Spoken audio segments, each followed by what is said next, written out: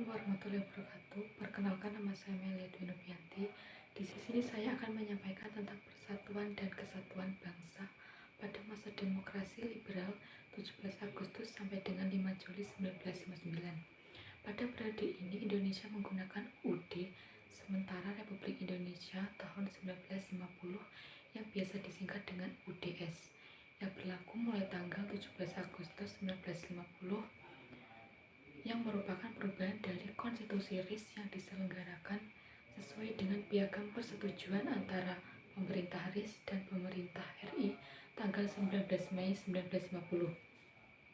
Bentuk negara Indonesia pada periode ini yaitu kesatuan dan kekuasaannya dipegang oleh pemerintah pusat, dan sistem pemerintahan yang dianut adalah parlementer yang dipimpin langsung oleh Perdana Menteri. Pada masa pemerintahan parlementer ini ternyata tidak menjadikan Indonesia ke arah keteraturan dan kestabilan politik. Hal ini terbukti dengan adanya pergantian kabinet sebanyak 7 kali, yaitu yang pertama adalah Kabinet Natsir 6 September 1950 sampai 7 April 1951, yang kedua Kabinet Sudirman, yang ketiga Kabinet Wilopo, yang keempat adalah Kabinet Ali Sastronegoro I, yang kelima Kabinet Burhanuddin Harahap, yang keenam Ali Sastronegoro II, yang ketujuh adalah Kabinet Juanda. Hal yang menyebabkan kondisi negara kacau pada masa periode ini adalah tidak berhasilnya konstituante menyusun undang-undang yang baru. Kondisi ini mendorong Presiden Soekarno untuk mengajukan rancangan mengenai konsep demokrasi terpimpin dalam rangka kembali pada Undang-Undang 1945. Selain itu, kondisi ini juga mendorong Presiden untuk mengeluarkan Dekret Presiden 5 Juli 1959 yang berisi pembubaran konstituante, memberlakukan kembali undang-undang, dan pembentukan MPR dan DPA. Pada periode ini juga terjadi beberapa gerakan separatis di daerah-daerah tertentu, diantaranya yaitu Gerakan Darul Islam atau Tentara Islam Indonesia, yang meliputi daerah yang pertama adanya di Sulawesi Selatan yang dipimpin oleh Kahar Muzakar.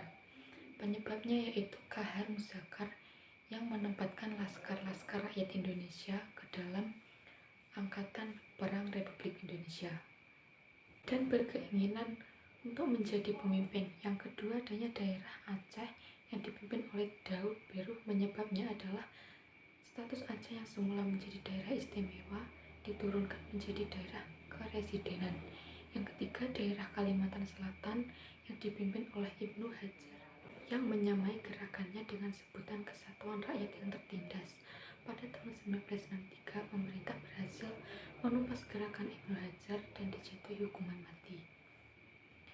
Yang kedua adalah pemberontakan PRRI atau Permista, Pemerintah Revolusioner Republik Indonesia atau Perjuangan Rakyat Semesta, disebabkan oleh adanya hubungan yang kurang harmonis antara pemerintah pusat dengan pemerintah daerah.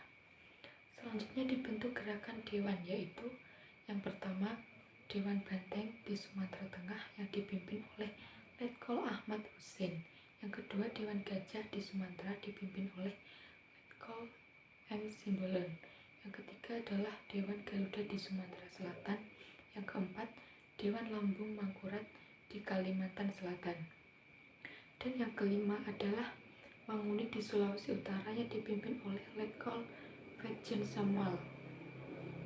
Puncak pemberontakan ini terjadi pada 10 Februari 1959. Ketua Dewan Banteng yang mengeluarkan ultimatum kepada pemerintah pusat yang isinya menyatakan bahwa Kabinet Juanda harus mengundurkan diri dalam waktu 5 kali 24 jam. Setelah itu pemerintah bertindak tegas dengan cara memberhentikan secara tidak hormat Ahmad Hussein dan melakukan operasi militer pada tanggal 12 Februari 1958. Di bawah pimpinan Kasat Ahana Sutian membekukan Komando Daerah Militer Sumatera Tengah serta mengadakan operasi militer gabungan yang diberi nama operasinya yaitu 17 Agustus yang berhasil menghancurkan gerakan separatis tersebut. Pada tanggal 15 Februari 1955 terjadi proklamasi PRRI yang berisi daerah Sulawesi Selatan dan Sulawesi Utara memutuskan hubungan dengan pemerintah pusat.